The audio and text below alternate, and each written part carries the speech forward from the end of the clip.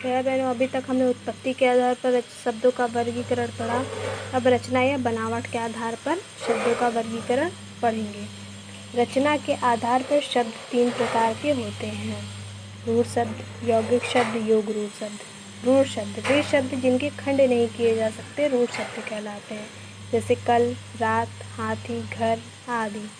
जैसे कि कल धन ल, क धन ल, दोनों को अलग करने पर कोई अर्थ नहीं निकलता, ऐसे शब्द रूढ़ शब्द कहलाते हैं।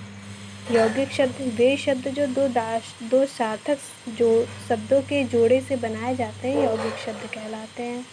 जैसे कि पहला शब्द भी ऐसा हो जिससे कोई अर्थ निकलता हो, दूसरा शब्द भी ऐसा हो जिससे कोई अर्थ निकलता हो, दोनों मिलकर एक नया सार्थक शब्द बनाते हैं। जैसे रसोई धन घर, रसोई घर। पुस्तक धनालय, पुस्तकालय, जहाँ हम पुस्तक पढ़ने जाते हैं।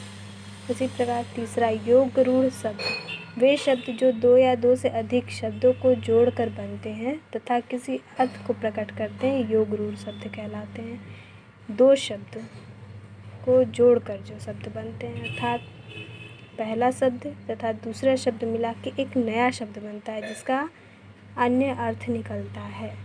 जैसे कि जल, जल मीन्स पानी, ज मीन्स उत्पन्न होने वाला, यानी अर्थात जल से उत्पन्न होने वाला, अर्थात कमल। जलज को हम कमल कहते हैं। 10 धनानन, 10 तो आप जानते ही हैं, जिसे हम संख्या में 10 कहते हैं। आनंद मीन्स होता है सिर, यानी दशानन। 10 है आनंद जिसके, यानी 10 सिरों वाला। दशानन किसे कहते हैं हम?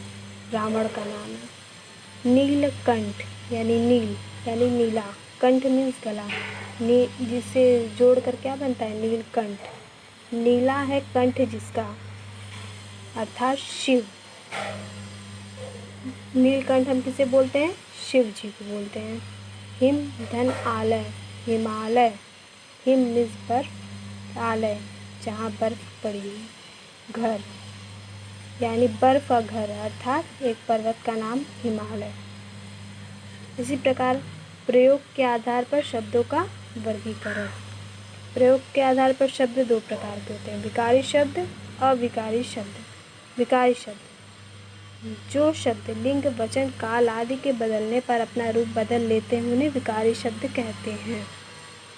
विकारी शब्द भी 4 प्रकार के होते हैं: संज्ञा, सर्वनाम, विशेषण और क्रिया।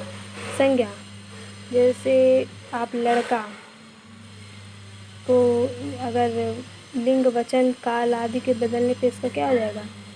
लड़का से लड़की बन जाता है, लड़के से लड़कियां बन जाती हैं। सर्वनाम में वह, तुम, मैं से उसे, तुम, हमारा।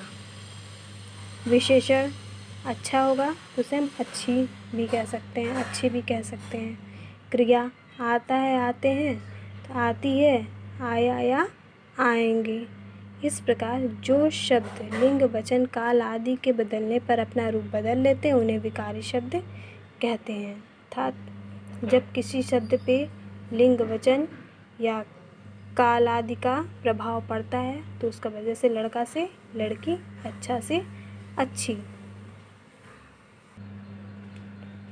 अविकारी शब्द जो शब्द लिंग, वचन, काल आदि के बदलने पर अपना रूप नहीं बदलते उन्हें अविकारी या अव्यय शब्द कहते हैं। अविकारी शब्द 4 प्रकार के होते हैं: क्रिया विशेषण, संबंध बोधक, समुच्चय बोधक, विस्मय आदि बोधक। वो शब्द जिस पे लिंग, वचन, काल आदि का कोई प्रभाव नहीं पड़ता, वो अपने रूप में सदैव वैसे ही रहते हैं। जैसे तेज, तेज का कोई रूप नहीं बदलता, धीरे आदि। संबंध बोधक, नीचे, ऊपर, बाहर, सामने आदि। समुच्चय बोधक, और, या, किंतु, परंतु, इसलिए, इसमें। इसी प्रकार विस्मयादि बोधक, वाह, अरे, हाय आदि। ये ऐसे शब्द हैं जिन पे लिंग, वचन, काल का कोई प्रभाव नहीं पड़ता है, वो अपने समान स्वरूप में सदैव रहते हैं। अर्थ के आधार पर शब्दों का वर्गीकरण। अर्थ के आधार पर शब्दों के अनेक विभाग किए जा सकते हैं, जैसे एकार्थी शब्द, पर्यायवाची शब्द, विलोम शब्द, अनेकार्थी शब्द। एकार्थी शब्द जिन शब्दों का केवल एक ही अर्थ होता है उन्हें एकार्थी शब्द कहते हैं। अर्थात जिन शब्दों का केवल एक अर्थ हो, कोई अन्य अर्थ न हो, उन्हें एकार्थी शब्द कहते हैं। जैसे घर, मित्र, घर घर होता है मित्र, दोस्त, दीवार, दीवार ही होता है पत्नी, आदि। विलोम शब्द, जो शब्द परस्पर विपरीत अर्थ प्रकट करते हैं उन्हें विलोम या विपरीतार्थक कहते हैं। आप जानते होंगे कुछ ऐसे शब्द हैं जिनका विपरीत अर्थ होता है, प्रकट करते हैं उन्हें विलोम शब्द कहते हैं। जैसे उदार का अनुदार, उत्कृष्ट का निकृष्ट, विपन्न का संपन्न। उदार का विलोम हो जाएगा अनुदार। इसी प्रकार बहुत सारे ऐसे शब्द हैं जिसका विलोम होता है।